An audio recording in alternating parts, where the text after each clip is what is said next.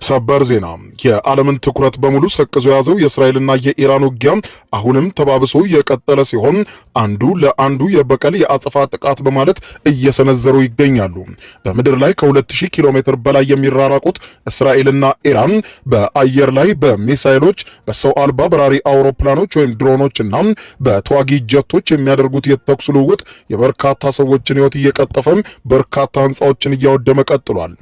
ኢራን ሌሊቱን ካወረደችው የሚሳኤል ዝናብ በኋላ ዛሬ ረፋዱን ጀምሮ ደግሞ እስራኤል 2000 ኪሎ ሜትር አቆራርጣ ኢራንን መደብደብ መጀመሯ ተዘግቧል። እስራኤል ደገፍና የእስራኤል መገናኛ ብዙሃን ባወጧቸው ዘገባዎች እንዳመለከቱት ከሆነ በተለይም ደግሞ እስራኤል በዛሬው ዕለት በወሰደችው እርምጃ እጅግ በርካታ የሆኑ የኢራን የአየር መከላከያዎችና የኢራን ተዋጊ አውሮፕላኖች በእስራኤል የአየር ድብደባ ተመተዋል ብለዋል። የእስራኤል መከላከያ ኃይል ወይም አይዲኤፍ በኢራን ላይ ለሚያደርገው የአየር ጥቃት አመቺ የሚሆን የአየር መስመር ማስጠበቁን የገለጸ ሲሆን ከደቂቃዎች በፊት የእስራኤሉ ጀሩሳሌም ፖስት እንደዘገበው ከሆነ ከዚህ በኋላ እስራኤል ወደ ኢራን የምታደርገው ጉዞ መንገዱ ተጠርጓል፣ የኢራን አየር መከላከያዎችን በሙሉ አውድመናል ብለዋል። የኢራን መገናኛ ብዙሃን ባወጡት ዘገባ መሰረት ደግሞ የእስራኤልን መረጃ አጣጥለው ኢራን ጦርነት ተከፍቶባታል፣ ጦርነቱን እየመከተችና እያጠቃች ትገኛለች ያሉት የኢራን መገናኛ ብዙሃን ጦርነቱ መቀጠሉን አምነው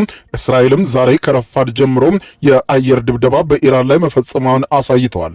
ለዚህ እስራኤል አሁን ላይ እየፈጸመችው ላለው የአየር ድብደባ ከትናንትናው ሌሊት የበለጠ ከፍተኛ የሆነ ጥቃት በእስራኤል ላይ ይኖራልን ብለው ዝተዋል። ኢራን ሌላ አራተኛ ዙር የበቀል ጥቃት በዛሬው ዕለት ትፈጽማለች የሚለው መረጃ ከኢራን ከወጣ በኋላ የእስራኤል መከላከያ ሚኒስትር ይፋዊ መግለጫ የሰጡ ሲሆን የእስራኤል መከላከያ ሚኒስትር አሁን ይህ ዘገባ ከተጠናከረበት ከደቂቃዎች በፊት በሰጡት መግለጫ እንዳሉት ሚሳኤል ማስወንጨፏን ኢራን ካላቆመች ቴህራን ከተማን ትሰናበታት፣ ቴህራን ሙሉ በሙሉ ትቃጠላለች ሲሉ የእስራኤል መከላከያ ሚኒስትር ገልጸዋል። እስራኤል መከላከያ ሚኒስትር እስራኤል ካንትስ በሰጡት መግለጫ እንዳሉት የኢራኑ አምባገነን መንግስት የኢራንን ዜጎች እንደ ታጋችነት ቆጥሯቸዋል። አሁን ላይ በእስራኤል ጥቃት እየደረሰ ነው። በእስራኤል ላይ ተጨማሪ ሚሳኤሎች የሚተኮሱባት ከሆነ የኢራንን ዋና መዲና ቴህራንን እናቃጥላታለን ሲሉ ዝተዋል። ኢራን ደግሞ በበኩሏ ጥቃት መፈጸሜ የማይቀር ነው በማለት ለማይቀረው የበቀል አራተኛ ዙር ጥቃት እየተዘጋጀች መሆኑን ስትገልጽ ከሰዓታት በኋላ የአጸፋው የበቀል ጥቃት እንደሚጀምር ገልጻ አሜሪካ፣ ፈረንሳይና ዩናይትድ ኪንግደም እስራኤልን የሚረዱ ከሆነና ከእስራኤል ጎን ከተሰለፉ አጸፋው የከፋ እንደሚሆን ገልጻለች። ኢራን በእስራኤል ላይ እየወሰደች ያለው አጸፋዊ እርምጃ እንደማይቆም የገለጸች ሲሆን እኛ ተገደነው ጦርነት የገባ ነው፣ እስራኤል አጥቅታን ነው ራሳችንን መከላከልን ያዝ ነው። በዚህ ራሳችንን የመከላከል ውስጥም አሜሪካ፣ ፈረንሳይና ዩናይትድ ኪንግደም አሁንም በጋራ ሆነው እስራኤል ሚሳኤል እንዳይመታት እየተከላከሉላት ነው። ነገር ግን ከዚያ አልፎ እኛን ለመንካት ቢሞክሩም ያኔ የማይሆነው ይሆናል ስትል ኢራን አስጠንቅቃለች። ኢራን እንዳለችው ከሆነ በአሁኑ ሰዓት የምንተኩሳቸው ሚሳኤሎች እስራኤል ብቻዋን አይደለም እያወደመችው ያለችው፣ አሜሪካ፣ ፈረንሳይ፣ ዩናይትድ ኪንግደም ከጎኗ ተሰልፈዋል በማለት የገለጸች ሲሆን ሶስቱ ሀገራት ይከላከሉላት፣ ነገር ግን ከመከላከል አልፎ ጥቃት ለመሰንዘር ከሞከሩ ግን በእኛ ላይ በቀጠናው የሚገኙ የጦር ሰፈሮቻቸውና መርከቦቻቸውን ኢላማ ያደረገ ጥቃት እንፈጽማለን በማለት ገልጻለች። በሌላ በኩል ደግሞ የእስራኤሉ ጠቅላይ ሚኒስትር ቤንያሚን ኔታንያሁ መግለጫ ሰጥተዋል። ኔታንያሁ ለኢራናውያን ህዝቦች በሙሉ በማለት ዛሬ ረፋዱን በሰጡት መግለጫ እንዳሉት ኢራናውያን በሙሉ ተነሱና ይህንን አጋጣሚ ተጠቅማችሁ የኢራኑን መንግስት አያቶላን መፈንቀል አለባችሁ፣ ያኔ የተሻለ ኑሮ ትኖራላችሁ ሲሉ ጥሪ አቅርበዋል። ለሀገራችሁና ለታሪካችሁ ስትሉ ኢራናውያን በሙሉ ከኛ ከእስራኤሎች ጋር ቆሙና የኢራንን መንግስት እናስወግደው ያሉት ኔታንያሁ ጨካኙንና ጨቋኙን እንዲሁም ዲሞክራሲ የገደበባችሁን ይህንን የኢራን መንግስት አስወግዱና ጣሉት፣ ያን ጊዜ ከኛ ጋር አብራችሁ ትቆማላችሁ ብለዋል። የማንቀላፋ አንበሳ ዘመቻ በሚል በኢራን ላይ እያደረግን ያለውን ጥቃት ደግፉ በማለት የእስራኤሉ ጠቅላይ ሚኒስትር ለኢራን ህዝቦች በማለት ያስተላለፉት መልእክት በርካታ ኢራናውያንን ያስገረመና ያሳቀ ሆኗል።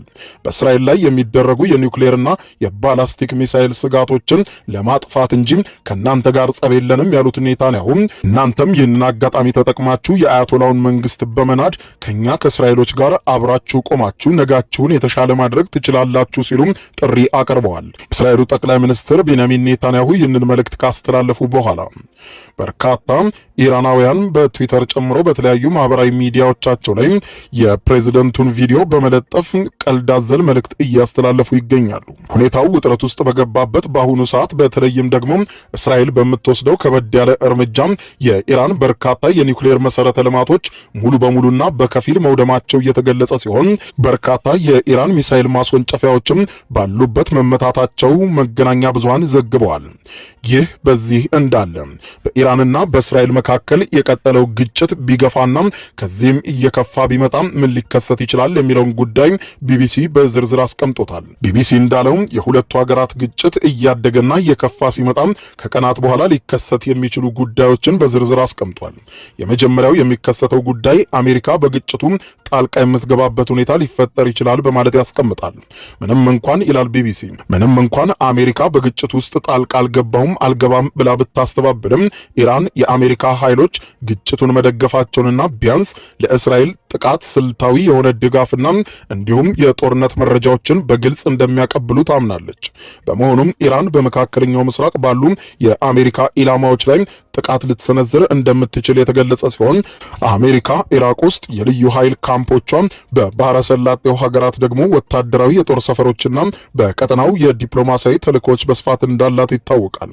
በኢራን የሚደገፉት ሐማስና ሄዝቦላ በመጠኑ በቅርቡ በተደረጉ ጦርነቶች የተዳከሙ ቢመስልም በኢራቅ የሚገኙት ደጋፊ ሚሊሻዎቻቸው ግን አሁንም ታጥቀውና አቅማቸው እንደተጠናከረ ቆይቷል።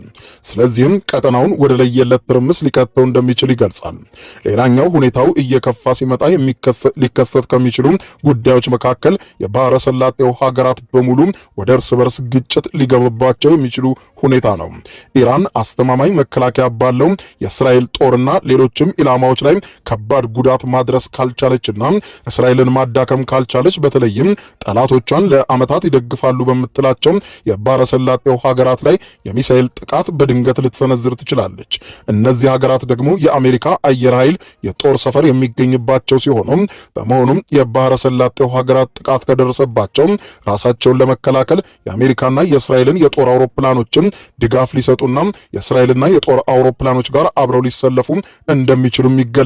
ጥቃቱ አሁንም ወደፊት ቢገፋና ኢራንም እስራኤልን ማጥቃትና የእስራኤልን ኃይሎች ማዳከም ካልቻለች ደግሞ ምናልባትም በእስራኤል ተደጋጋሚ ጥቃትም ክፍተት በኢራን ውስጥ ሊፈጠር እንደሚችልና የኢራንን መንግስት የመጣልና በተለይም ደግሞ ኢራንን የማፍረስ የእስራኤል እቅድ ሊሳካም ይችላል በማለት በትንታኔው ያስቀምጣል።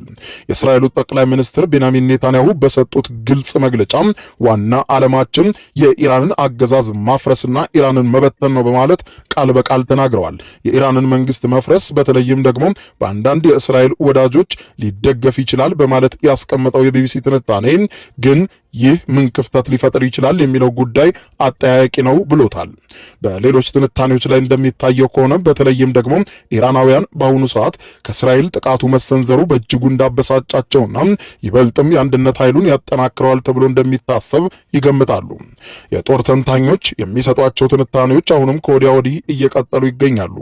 የሚሳኤል ጥቃቱ አሁንም በሁለቱም ወገኖች በኩል ተባብሶ ቀጥሏል። ይህ በዚህ እንዳለ ደግሞ ሀገራቸው በደም አፋሳሽ ጦርነት ውስጥ ሆና ከሩሲያ ጋር ከፍተኛ ጦርነት ውስጥ እያደረጉ የሚገኙት የዩክሬኑ ፕሬዝደንት ቮሎዲሚር ዜሌንስኪ ከኒውስ ማክስ ጋር ባደረጉት ቃለ ምልልስ ኢራንም ሆነች እስራኤል ጦርነት ይፈልጋሉ ብዬ አላስብም፣ ነገር ግን ኢራን ለሩሲያ በዚህ በኩል እኛ ላይ ጥቃት እንዲሰነዘር ታደርጋለች በማለት ገልጸው የኢራን መንግስት ለሩሲያ የጦር መሳሪያና ቴክኖሎጂ በማቅረብ በዩክሬን ላይ በሚፈጸመው ጥቃት ግልጽ ተሳታፊ ነው ብለዋል። ማንም ሰው ጦርነት እንዲቀሰቀስ አይፈልግም ያሉት ዜሌንስኪ ነገር ግን የኢራን ድርጊት ከባድ ስጋት የሚፈጥር ነው ብለዋል። ኢራን የጦር መሳሪያና ቴክኖሎጂ ድጋፍ በማድረግ ከሩሲያ ጎን መሰለፏን የገለጹት ፕሬዝደንቱ ይህ ድርጊት ግጭትን እያባባሰ መሆኑን አስረድተዋል። ፕሬዝደንቱ አክለውም ጦርነት አስከፊነትና የሚያስከትለውን ሰብአዊ ቀውስ እኛ ጠንቅቀን እናውቃለን ከነሱ በላይ ብለው ገልጸው የሰው ህይወት መጥፋት ኪሳራንና የሙሉ ጦርነት ሊያስከትል የሚችለውን አደጋ እንረዳለንም ብለዋል።